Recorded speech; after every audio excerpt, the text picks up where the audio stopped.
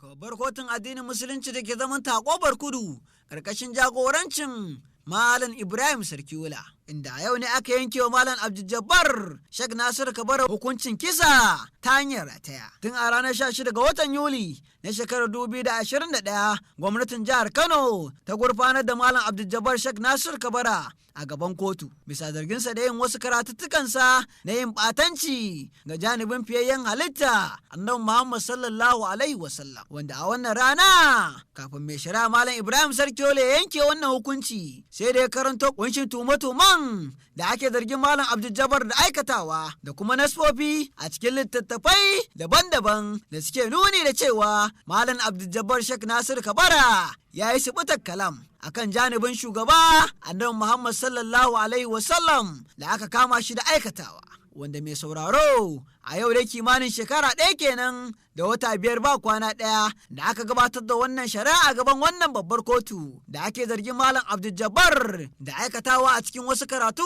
da ya gabatar a masallatansa guda 2. Daidai sa'ilin da kotu ta gama karantowa Malam Abdul-Jabbar kunshin tuhume-tuhumen da ake zarginsa da aikatawa, nan take ko lauyan wanda ake kara Barista Aminu Ado Abubakar ya roƙi kotun da cewa da ta yi sassauci akan wanda yake karewa. Duba da yadda malamin yana da ƙananan yara har ma da nauyin iyali da suke kan malamin. Hakan ya sa ya roƙi kotun da ta yi sassauci akan Malam Abdul-Jabbar Sheikh Nasir Kabara. A daidai sa'ilin da lauyan da yake kare Malam Abdul-Jabbar yake tsaka da roƙon kotun, sai Malam Abdul-Jabbar Nasir Kabara ya tashi a gaban kotun ya ce, ya mai shari'a ka dakatar da wannan lauya domin ko ni ban san shi ba, a nan na gan shi. A cewar Malam Abdul-Jabbar Sheikh Nasir Kabara, kuma ya ƙara bayyana cewa shi wannan lauya ba da bakinsa yake roƙon kotun ba. Duk abin da zai faɗa rajin kansa ne, amma ba da yawun malamin ba, wanda hakan ya sa lauyan bai tsaya ba ya ci gaba da roƙon kotun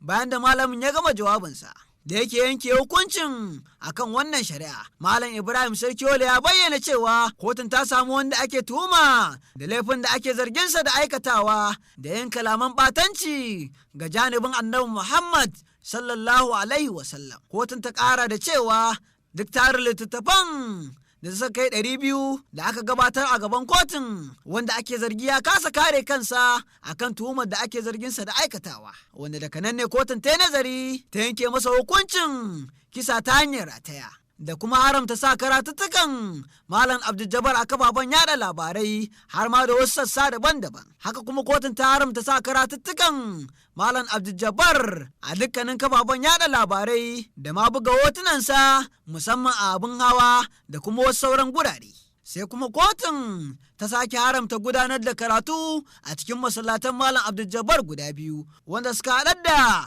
masallacin Ashabul Kafi da ke unguwar Gwale filin DO har ma da masallacin Jami'atul Rasul da ke unguwar Sabuwar Gandu, wanda kotun ta yi umarni da a rufe wayannan masallatai. Da yake karkare shari'ar, Malam Ibrahim Sarkiwula ya bayyana cewa Malam Abdul-Jabbar yana da damar ɗaukaka ƙara a kotun gaba akan wannan hukunci da aka yanke masa. Bayan fitowa daga kotun ne lauyan gwamnati wato Barista Mamman Yusufari ko me zai ce game da wannan hukunci da kotu ta yanke a wannan rana. Abin da ya faru a kotu yau 15 ga watan 12 na 2022 shine hukunci ne kotu ta yi akan wannan shari'a da ake wa wannan malami wato Abdul-Jabbar Nasir Kabara.